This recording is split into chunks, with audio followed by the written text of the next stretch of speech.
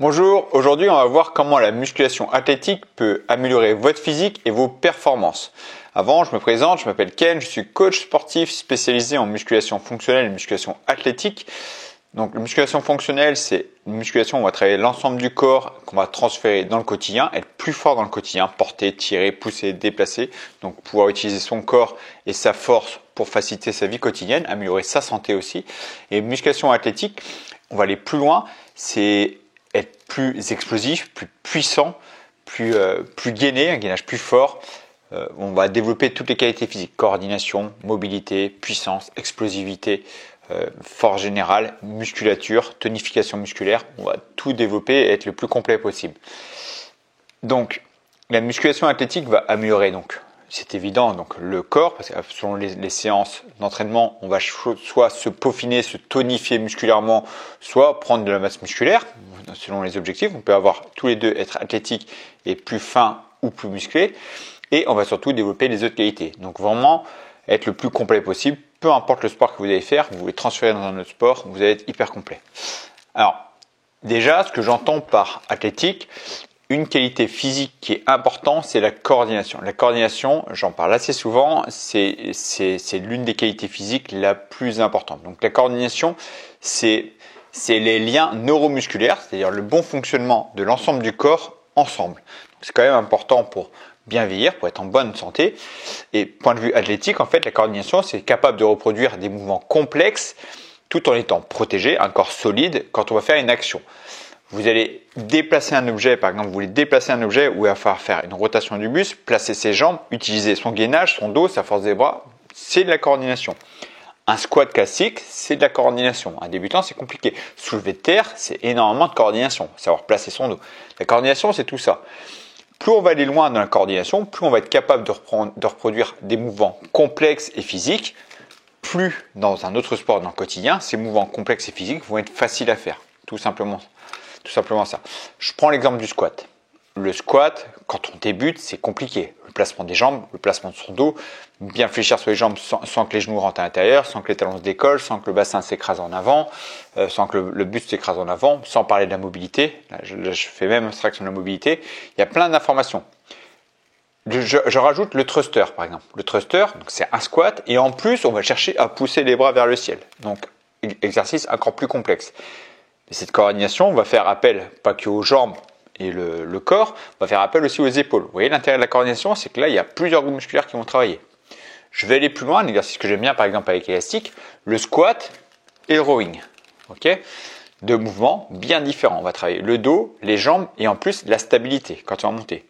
On est à l'aise, on va faire un squat sauté et le rowing dans les airs. On va finir le rowing avant d'atterrir. Là, l'explosivité. Donc, coordination et explosivité. Voilà, avec la coordination, il y a plein de trucs. La coordination, par exemple, au centre de suspension, j'aime beaucoup une variante de squat et on va remonter, on va faire la pompe. Il faut être coordonné. C'est en remontant du squat, c'est un peu comme le thruster. En remontant du squat, je vais pousser pour faire la pompe. Et en plus, il y a un gainage dynamique. Il faut chercher à vraiment stabiliser sa sangle de suspension en haut du mouvement. Vous voyez, la coordination, c'est ça, c'est vraiment l'ensemble du corps. Donc, quand on veut être le plus athlétique possible, c'est vraiment un exercice qu'il faut mettre en place.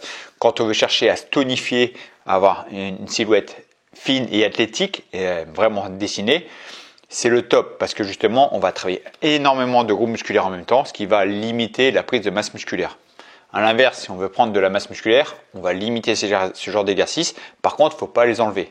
Je continue à dire que si on veut être athlétique, il faut les mettre. Travailler la coordination, c'est hyper important, donc ils ne vont pas être en priorité dans le programme. C'est la construction de programme qui va être différente. D'accord ? Moi, par exemple, tous mes programmes que j'ai en silhouette athlétique ou prise de muscle athlétique, dans les deux façons de faire, je vais mettre des travaux de coordination dans certains plus que dans d'autres, tout simplement. En mouvement complet comme ça, très riche, comme je vous l'ai dit, donc le squat avec le rowing avec élastique, il y a le rameur que j'aime bien, enfin c'est moi qui l'appelle rameur, je ne sais même pas si c'est le nom officiel, je ne pense pas qu'il s'appelle le rameur en réalité, je l'appelle comme ça, le rameur, donc une espèce de soulevé de terre avec l'élastique qui est en bas, donc une soulevé de terre un peu diagonale, et je remonte, je tire sur les bras. Il y a avec les sangles de suspension un squat et rowing. Il y a l'arraché avec les sangles de suspension où là vraiment mouvement de bassin, j'explose et je vais tendre les bras vers le ciel. Travail des obliques, explosivité en dynamique pour une rotation et on tend les bras. Donc là vraiment ça part des jambes et du bassin pour vraiment être suffisamment fort afin de faire sa rotation. On finit en fin de mouvement avec un gainage dynamique. La même chose avec élastique ou avec le bâton avec élastique où je vais chercher à exploser, pivoter. Donc ça part encore une fois des jambes. Donc la coordination c'est ça. Transfert de force des jambes jusqu'en haut du mouvement. Travail de coordination, gainage, par exemple avec élastique où je vais mettre en planche, je vais un coup tendre le bras devant pour travailler les pecs, je pivote le corps et je tire le bras en arrière pour travailler le rowing. Donc je travaille le pec, le dos et le gainage instable. Voilà le genre d'exercice plutôt dynamiques à faire, qui sont plutôt très athlétiques pour booster les performances physiques générales. Donc vous voyez, ces exercices-là, moi je les conseille. Donc si vous voulez être complet, mettez ce genre d'exercice. Encore une fois, si vous voulez chercher à prendre de la masse musculaire, on va favoriser les exercices polyarticulaires, mais qui sont ciblés sur un groupe musculaire, comme le rowing classique, le développé, les pompes, le squat. Voilà, c'est bien ciblé sur les jambes, sur les pecs, sur le dos. On veut chercher plutôt à se tonifier et se dessiner. On va chercher à garder ce genre d'exercice aussi pour travailler la force, parce que la force est quand même une qualité physique essentielle. Puis rajouter plus d'exercices combinés, ce que j'appelle combinés. Donc on va faire plusieurs groupes musculaires en même temps.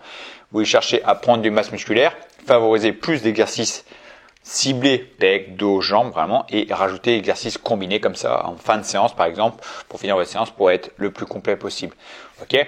La construction de séance se fait plutôt selon votre avancée. Si vous êtes débutant ou confirmé, c'est pas du tout la même chose. Débutant, on va faire beaucoup moins d'exercices, on va mettre moins de pression sur les termes de temps, le nombre de répétitions.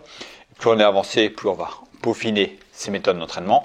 Donc c'est vraiment différent. Après, si vous voulez prendre du muscle, si vous voulez vous affiner, si vous voulez travailler spécifiquement la préparation physique générale, je vais encore plus loin dans le travail de coordination, d'explosivité, de proprioception, de stabilité, de gestion du cardio. C'est que les qualités physiques qu'on va chercher comme ça, c'est encore plus poussé. Voilà. Et chaque programme est construit totalement différent. Donc c'est très riche, les programmes, ça se construit pas n'importe comment. Il y a vraiment des analyses à faire pour tout s'emboîte bien et qu'on évolue étape après étape pour toujours progresser. D'accord? Ça dépend de votre objectif, 3 fois, 4 fois par semaine. Encore une fois, si vous voulez atteindre votre objectif, prise de muscle, performance physique, améliorer votre silhouette fine et tonique, athlétique, les séances, c'est pas des additions d'exercices au pif. Je vais donner quelques exercices à faire. Je vous conseille de les faire, les tester. Amusez-vous. Là, en fait, au début, ce qui va se passer, c'est plutôt vous amuser. Et au bout d'un moment, vous allez passer un palier. C'est un peu comme dans tous les sports. Le foot, le basket, la natation, peu importe le sport. Au début, quand vous allez faire, vous allez apprendre les gestes, vous allez progresser. Et au bout d'un moment, il faut passer aux choses sérieuses. Il faut passer avec un coach pour vraiment évoluer. Tous les sports, c'est pareil, d'accord? Donc la musculation, c'est pareil. Performance physique, c'est pareil.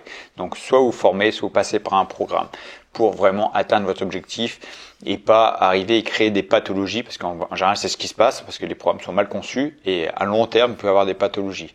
Donc si ça vous intéresse, je vous invite à me contacter pour voir ce qui vous correspond ou cliquez justement ici, directement ici, pour trouver le programme qui vous correspond. Et je vous dis merci d'avoir suivi cette vidéo et je vous dis à très bientôt pour une prochaine vidéo. Ciao.